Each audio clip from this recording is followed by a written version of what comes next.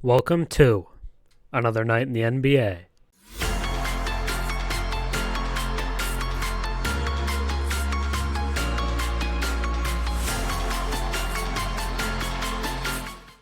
This is your 10-minute recap of the last night of NBA hoops, a night with 11 games of NBA action, a lot after 2 nights of the quarterfinals of the in-season tournament, which only had 2 games apiece. It was nice to have a bunch of games again, a lot of stuff we can talk about later on in the video and get to, but I want to talk about the main topic, which to me is the Houston Rockets beating the Oklahoma City Thunder.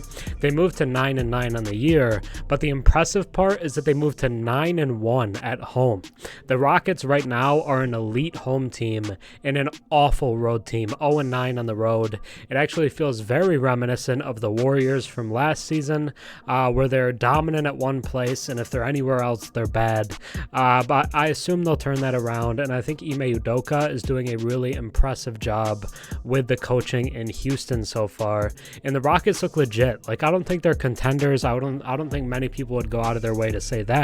But all of a sudden, they have gone from bottom feeders to one of the more respectable teams in the Western Conference. Like, this right now, you could feel is like almost like for sure a play-in team.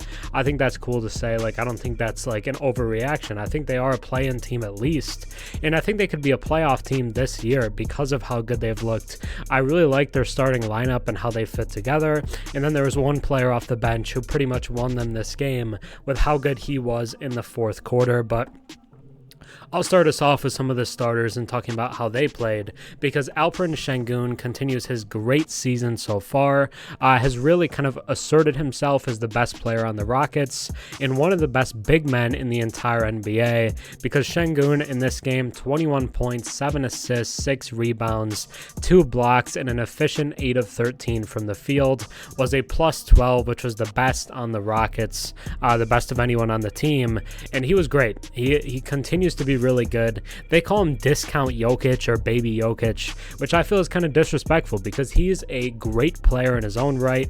He's going to be an all-star this year. I'm very confident that Sengun will be an all-star because he's averaging, like 29 and 7 or something like that. He's been really good. Like, Sengun this year has been a phenomenal player. He's the leader of this offense and is getting better defensively, and I think that's huge for this team moving forward. And the growth spurt to 6'11" over the offseason certainly didn't hurt.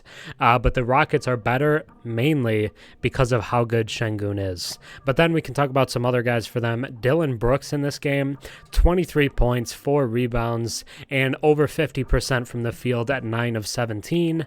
And the offense this year for Brooks, I would say, is better than the years past. He's been more efficient overall than we've seen for a lot of his time in Memphis.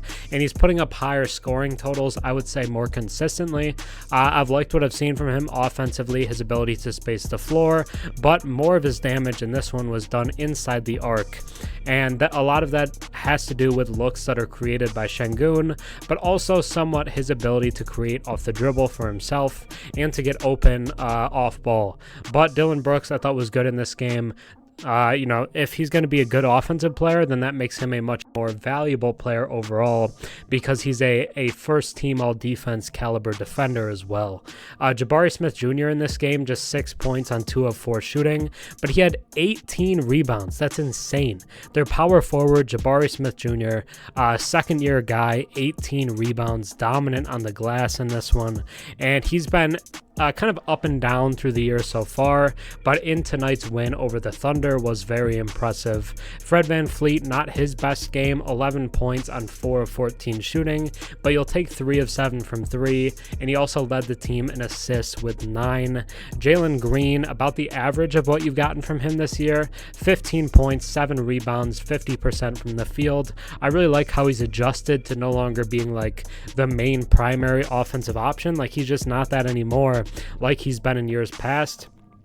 And I think he's done a really mature job of being willing to be kind of more of an off-ball player, and he's being a positive player, and I like the impact he's making for this team so far. And then the crazy impact guy off the bench was Aaron Holiday, who had 22 points, 8 of 13 from the field, 6 of 7 from 3, as well as 6 rebounds and 4 assists. He was great in this one, plays 27 minutes, more than Jalen Green actually as a starter, because the head coach Ime Udoka loved what he was seeing, and he had to keep Holiday on the floor because he looked awesome.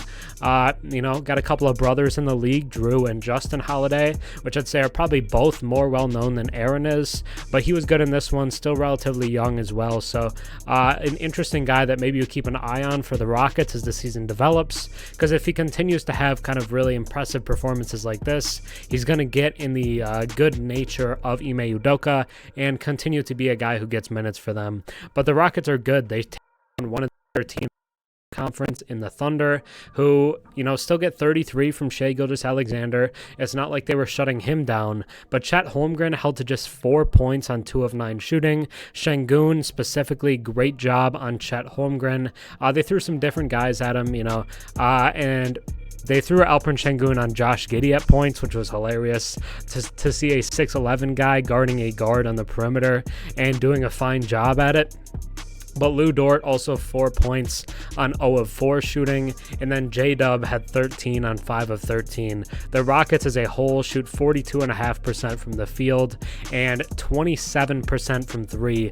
Great Rockets defense as they shoot 45% from 3 themselves. Their shooting combined with their defense won them this game, and they are much better. The Rockets are entering a new era, a winning era, and a competitive era, which is great to see after what's happened the past few years. But now let's shoot around the NBA, look at different outcomes, and try to get an idea of what happened on this night of NBA basketball.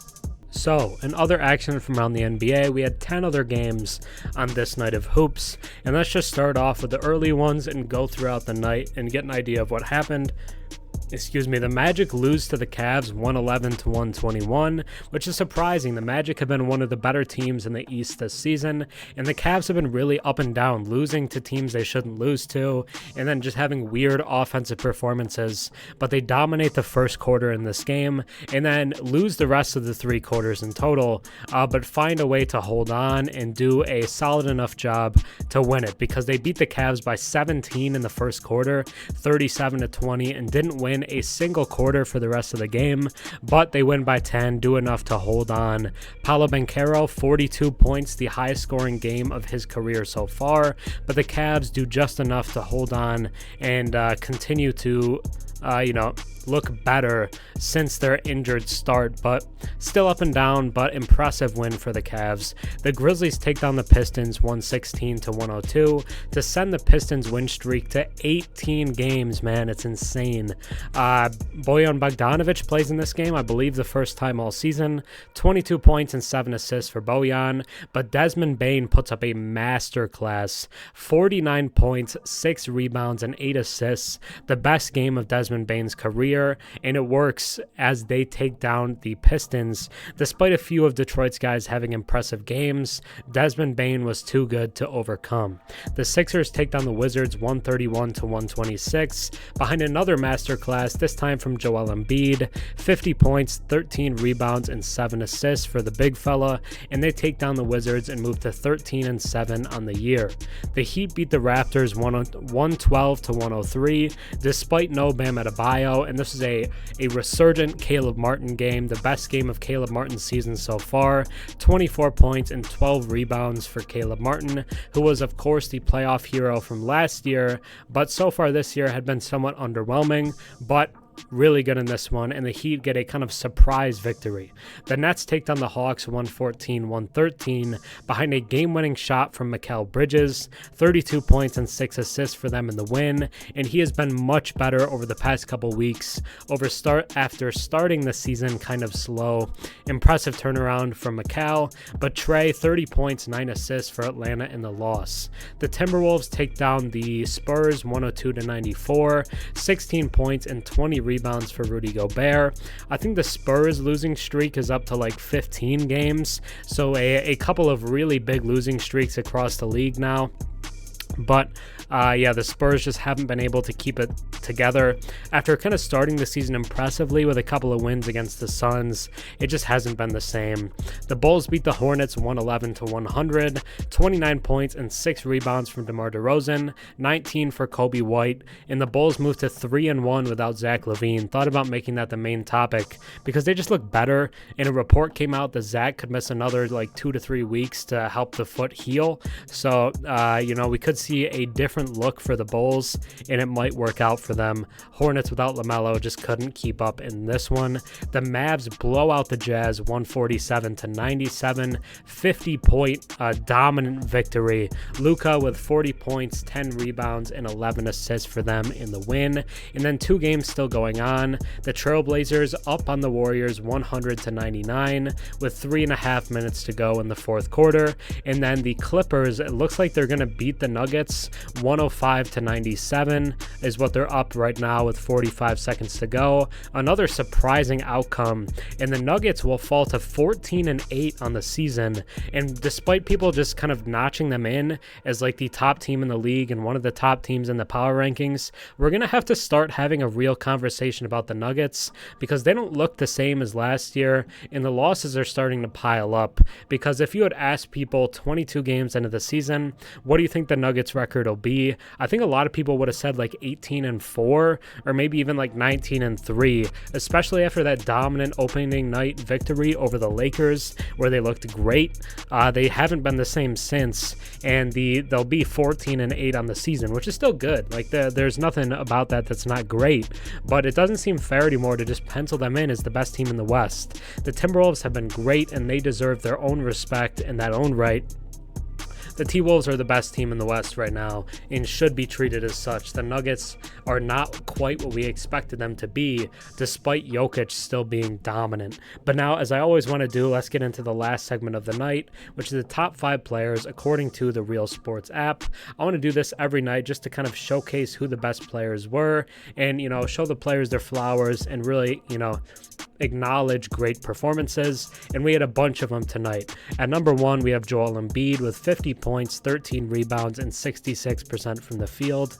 Luka Doncic at 2 with 40 points, 11 assists, and 6 made threes. Desmond Bane at 3 with 49 points, 8 assists, and 6 rebounds. Donovan Mitchell comes in at 4 with 35 points, 7 rebounds, and 6 assists. And then rounding out the top 5 is Mikal Bridges with 32 points, 6 assists, 5 rebounds, and the game winner. But that'll do it for this night in the NBA, another night in the NBA. Thanks for watching. Think about subscribing. I'm on the road to 12,000 subscribers. So if you enjoy the daily recaps, think about sticking around. But that'll do it for me. So again, thanks for watching. I'm Herm. Have a good one.